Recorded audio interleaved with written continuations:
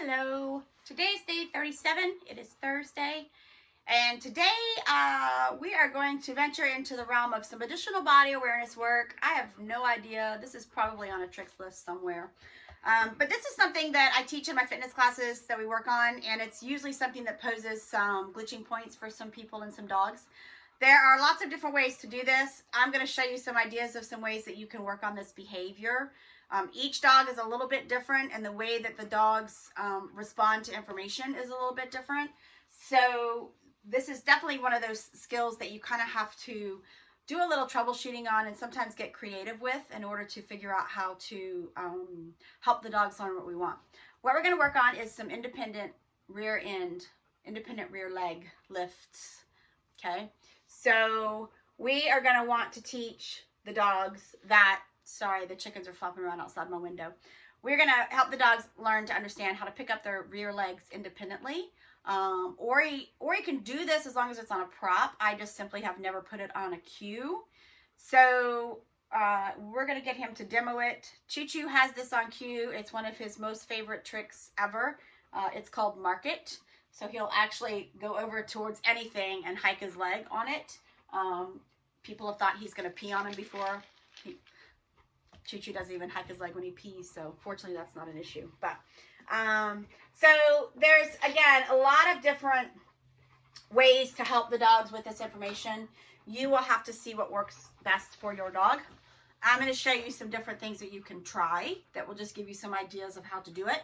And then I'll show you what you're aiming for in the end and, you know, how to go from there. I do use a clicker for this because it's a very, very, very precise skill. And again, depending upon the dog will depend upon what it takes. Some take a low prop, some take a high prop, some take all sorts of different things. What you're aiming for when you click, though, is the up movement, because it's not that the dog picks the foot up and necessarily puts it on something. It's that the dog can understand that it can pick up an independent leg. So if you can click, your precision on the click is important, and you're going to want to click the up as best as you can. Sometimes that's a little complicated. So sometimes to start this, I just have a little small stool here.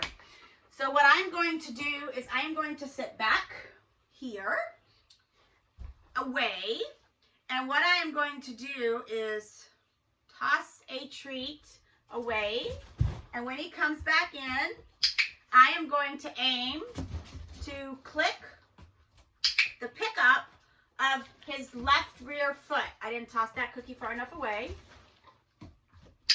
So when that foot gets picked up, I am clicking the up.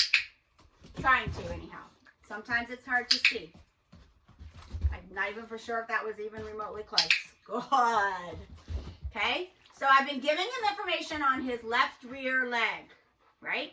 So now what I'm going to do is see if he can start to think about that a little bit and just move him away from the platform and see if I can get him to think about, again, I'm not really marking that he's putting his foot on the platform. I'm marking that he's picking his foot up, right?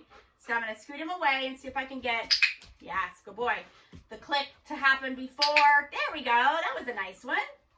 And this is a different prop for him. Did you notice he picked up his front leg at the same time on that one? That was pretty cute. Good boy.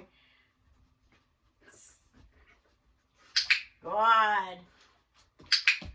Again, I'm not aiming for that, but a lot of times that is what you get.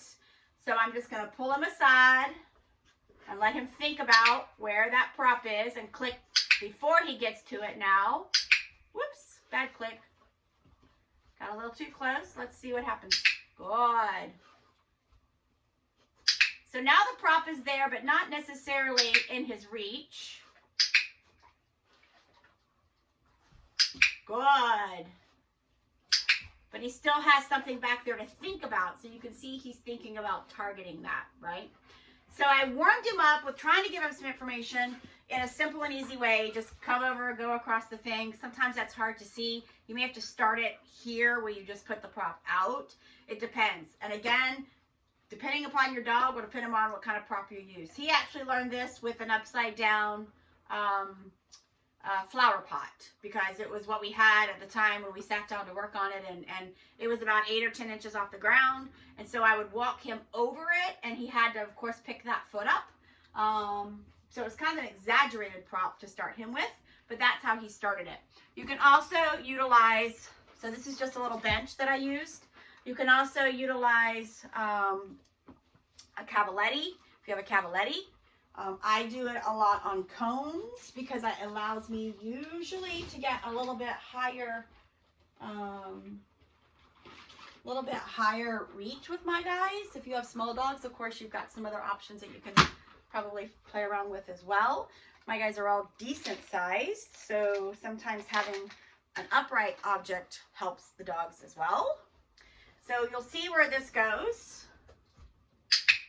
And now what we're aiming for is some duration. Good. Good.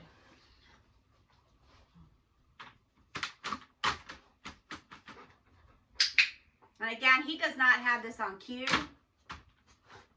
And I think that this is actually his weaker side. I'm withholding the click there because he's hitting the cone so much. I don't want to accidentally mark him hitting the cone. So I'm just going to reset him, and then I'm going to take him around the other side. I think he's actually stronger on this side. Yeah, so see how we get that nice lift over here? And I'm guessing that this is probably the side that I started with. I can get some additional duration.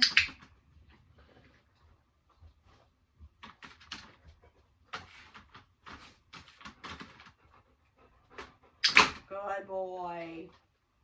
And eventually this will go on cue. Like I said, for Choo Choo's trick, it's market.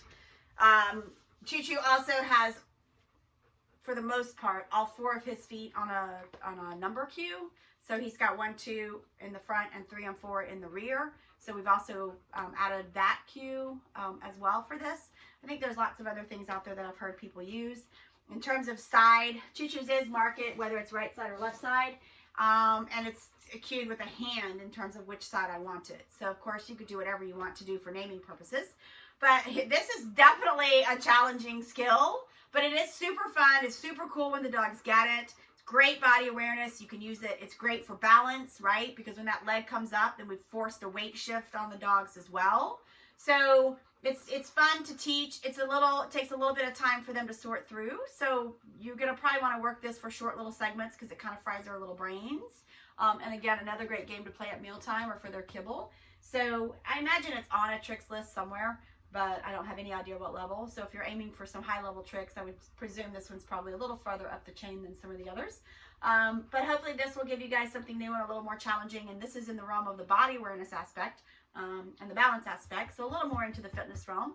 And if you guys need any help or have any more questions, let me know. And hope you guys have fun with this. And we will see you guys again tomorrow. Take care.